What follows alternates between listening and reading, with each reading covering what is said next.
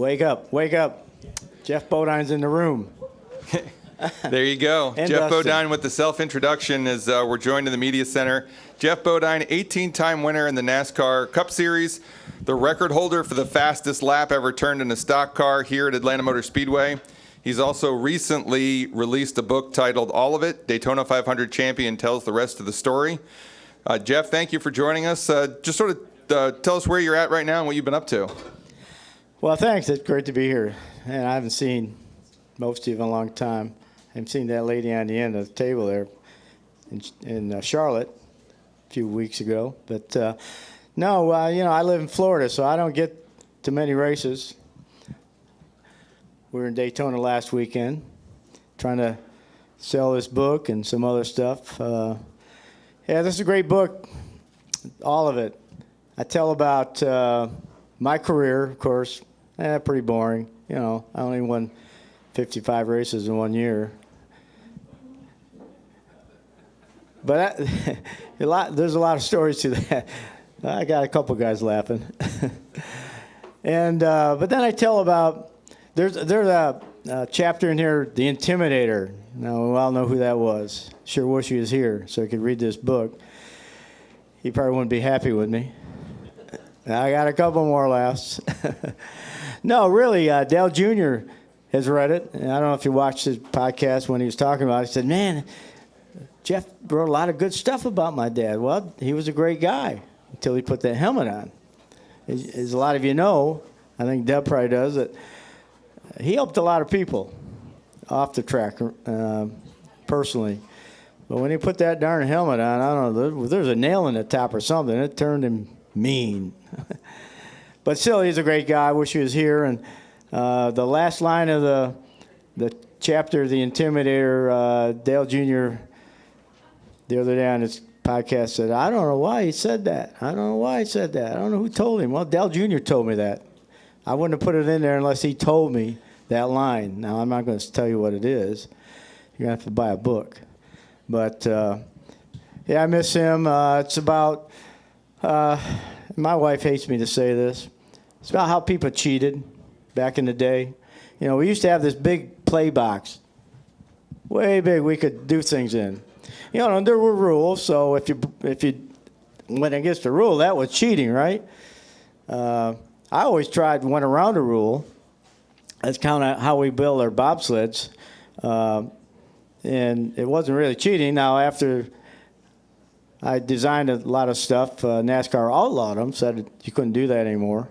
So I just kept trying to design more stuff, which we did. But so that's interesting. I don't name names. I'm not out to hurt anybody, but you might figure out who some of these people were.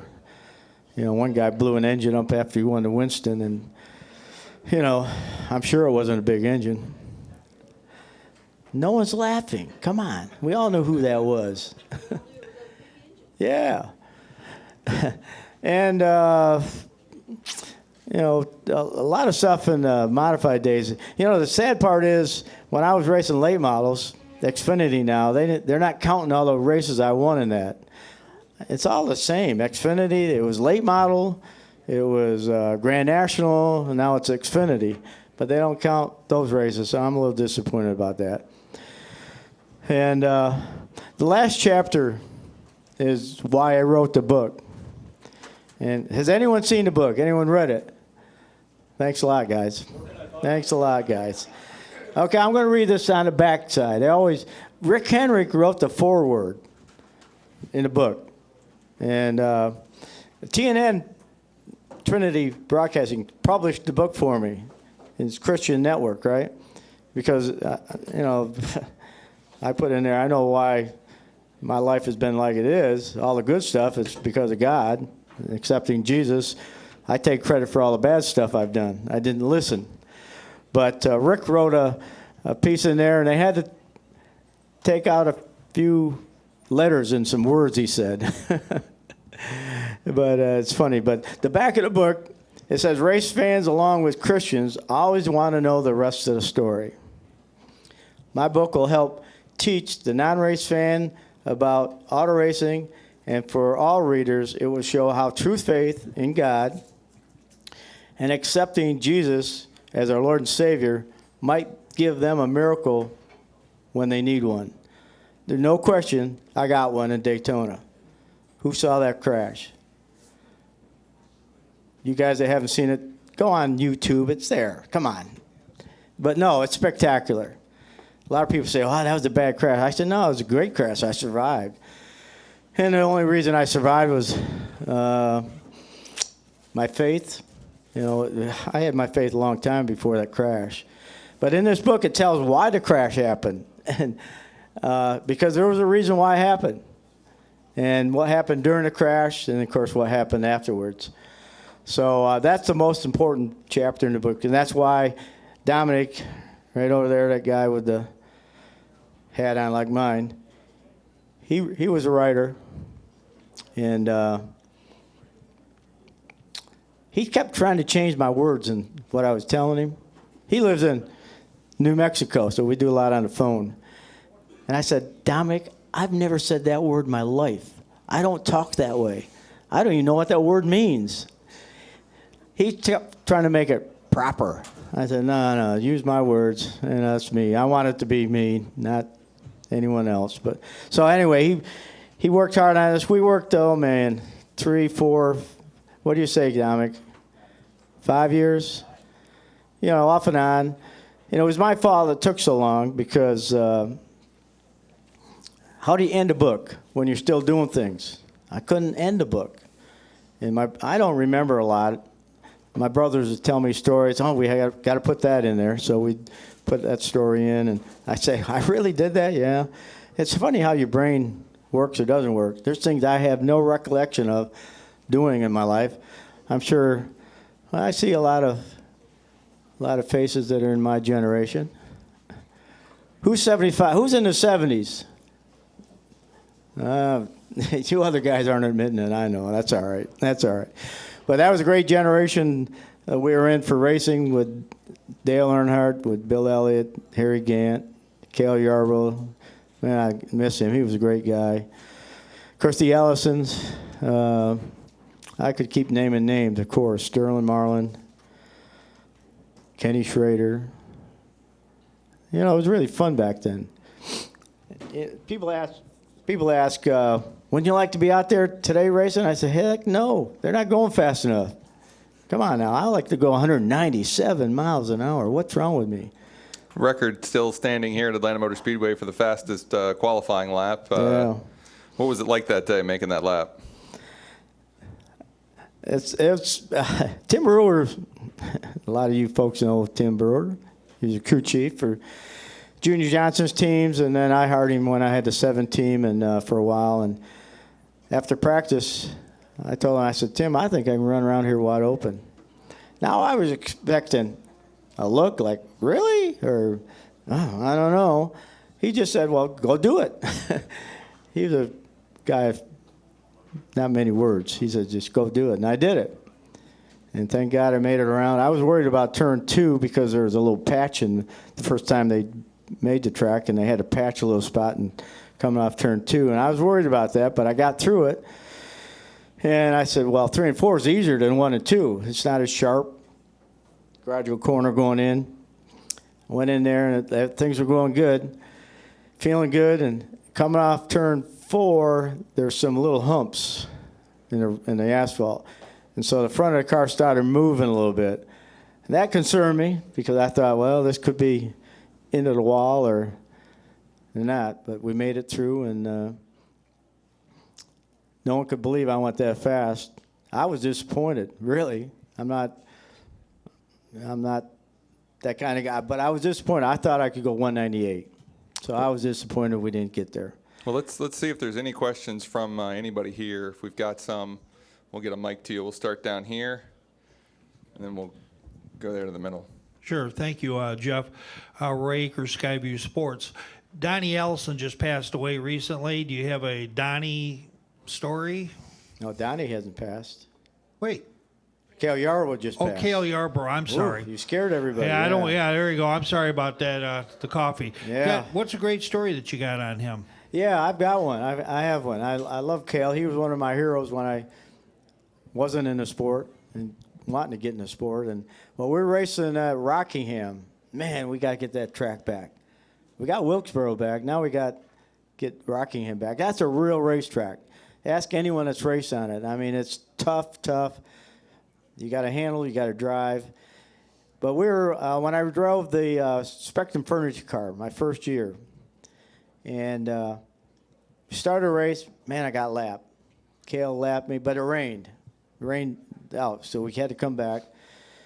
And I told my crew chief, Darryl Bryan, I said, Darryl, this car was real loose, so when you're changing the spark plugs and warming it up, put a couple rounds of wedge in there right front, which he did. You know, we weren't supposed to do those things, but everybody did. I unlapped myself, and I was leading the race, coming around to lap Cale Yarborough. I couldn't believe it. I mean, we were just absolutely flying. And coming off turn 4, the car wiggled. Well, I thought, it just hit some oil or something, a little water. So I went into turn 1 pretty easy. I wasn't in any hurry. And I got in the gas, and the car spun out. The ratchet had broke. They had springs in there, and the spring failed, and I spun out, crashed the car. So, but can you imagine? He lapped me to start the race, and I was getting ready to lap Cale Yarborough, one of my heroes. I mean, it was awesome. That's my Cale Yarborough story. But actually, I was dealing with a nutritional drink, Monavie. I don't know if anyone heard of it. It has acai juice in it and all that. Not doing it now, but I knew Cale had some health problems, so I called him up and sent him a whole bunch of it for him to drink. And it's sad that he's passed away because he was a really good man. You know, he's a good fighter too. If we remember down in turn 3 at Daytona. Let's go over here real quick. We'll get one more after that, and we'll get to our next thing. But right down over here. Stephen Toronto, CBS Sports. Jeff, I actually have a question from a reader who's read the book. Is the Powder Puff story true?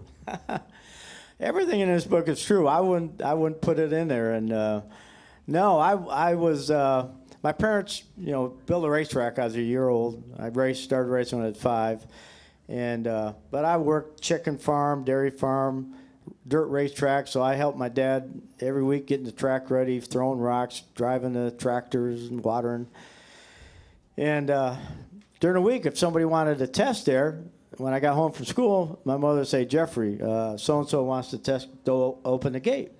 So I was up there, and this guy, Pat Judson, was testing, and watching him go around, and he got done testing, and I was just standing there drooling, tongue out, and he said, hey, you want to drive?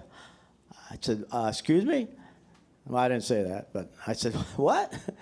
He said, yeah, jump in there. Of course, you didn't need a fire suit back then, so I had my cowboy boots on and my cut-off sweatshirt, and looking real cool back then. And he let me get in the car and go. Well, I got out there and go around and around and around, and they started waving me in, and I kept going.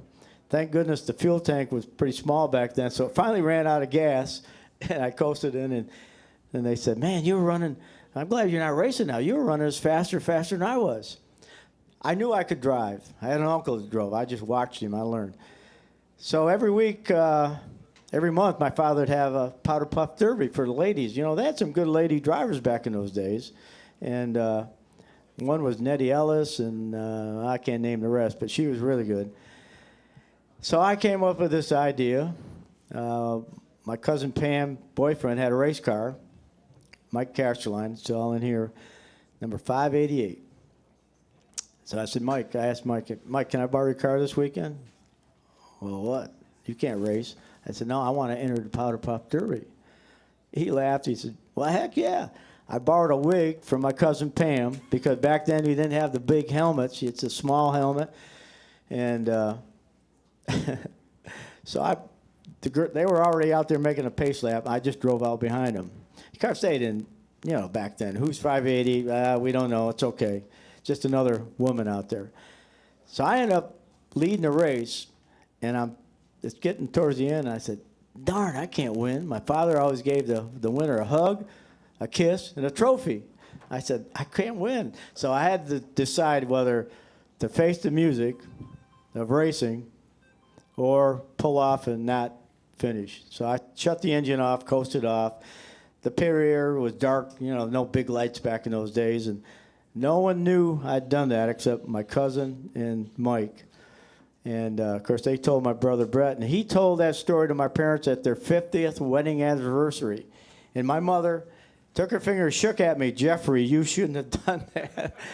And she was still mad at me. But they got a big laugh out of it. But that's a true story. I dressed up as a girl. You girls have some nice clothes, nice and soft and silky.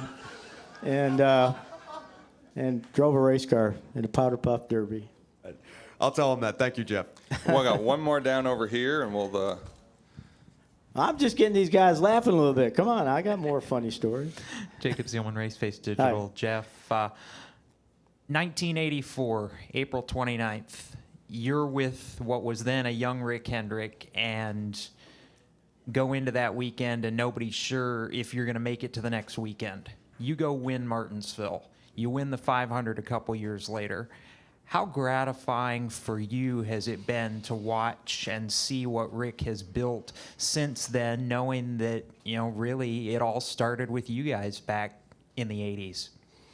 Well, just think because we're all the same. We're all people. We all do different things. God gave us different talents and all that stuff. Just think if you changed one thing in your life, how many people would that affect? We don't know, but just think about it. What it would do to you and the people you know. Well, that's what that race at Martinsville means to me. If I hadn't stayed in that office to wait for his answer about hiring me to drive, I said, can I wait out in the waiting room?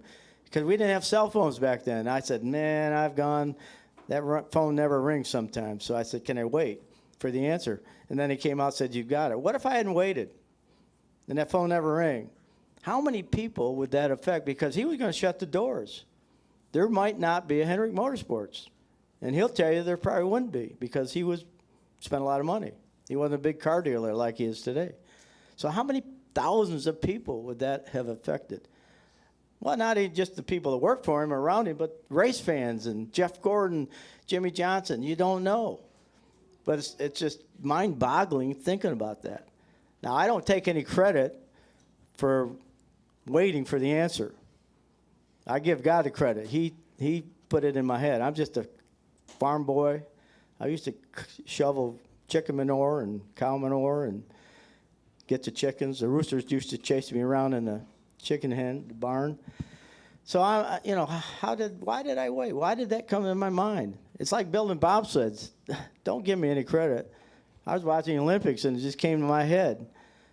You need to build some bobsleds, American-made bobsleds. So yeah, just think if that hadn't happened at Martinsville. And we're going to celebrate that up. Jeff Gordon and I are going to be Grand Marshals at Martinsville. Rick's going to drive the pace car. And then at the Charlotte race, Rick's having a couple of days of fan appreciation at the shop. Of course, I'll be there for that. So, and if any of you haven't got a book, I'll be there with my books. Where can folks get the book? Well, we're right out here seeing the fans. Fans are really great. See a lot of Earnhardt hats and jackets. They loved Old Dale. And but we're out front doing it now. But you can go on Amazon and purchase the book. You can go on Barnes & Noble. And this blows me away because I shop there a lot. You can go on Walmart website and buy my book. I never thought that would ever happen. That's crazy. Or you can go on, it's Team Bodine. Now write this down, guys. I know you got pens. Put it on your computer. teambodine.square.site, S-I-T-E. And that'll come to us. I'll autograph the book. Of course, we send it back to you. And the only way you can get it autographed is either that way or at a function like this. But well, thank you so much for joining us here this morning. Talk a little bit about the book and your career. Really appreciate you taking some time to stop by. Well, I got one more thing. Do you guys remember, you old folks out there like me, remember that record we made back in the late 80s? Country music record. Ned Jarrett narrates it, and then Kyle Petty's on it. Dale Earnhardt Sr.'s on it. Rusty, myself, Cale, you name it. We still have some of those left, so we're we're out here with that, and we made a CD a long time ago. So with the book, we're putting that out there. People are buying them, and it's really great. But it's really a cool album. Nashville songwriters wrote our songs for us. Jeannie Seeley wrote mine. And I invested in a project. Now, every other driver, there's 21 of us on the record, they said, I don't want a slow, sad country song. Everyone said that but me. I have the slow, sad, tear-jerking country song. Let's go figure. Anyway, I thought I'd get some laughs out of it. I see some smiles, but Wild Bill Elliott, that's how he starts his song. He goes, I'm Wild Bill Elliott, a crazy racing man. But if you listen to the record, I think somebody else says their name first too, but you can't tell who's singing. So if you get the record, don't look at who's singing it and try to figure it out. You can't tell. Our voices all change when we try to sing. Mine goes really high. I got some laughs finally. Yeah, Thank you. Hey, great guys. Really great seeing all of you. I missed all of you, a lot of new people. Glad you're here covering the sport, the business, whatever you want to call it. And let's pray for a great, safe race today. Thanks. Thank you very much. And I'll be here for pictures, any more questions, shake your hand, sign your body. You know, a guy came up to me. Well, I've got two body stories.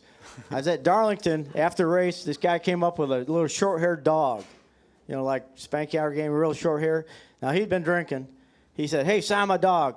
I said, well, will he bite me? No, he won't bite. So I signed this dog. And another story, a guy, and I'm not sure what race it was, came up and pulled his shirt out and said, sign right here. I said, why would you want me to sign there? Well, I'm going to get it tattooed. I don't know if he did, but I signed there. Now, there's other stories I can tell, but I can't tell you. You're not old enough. Thank you.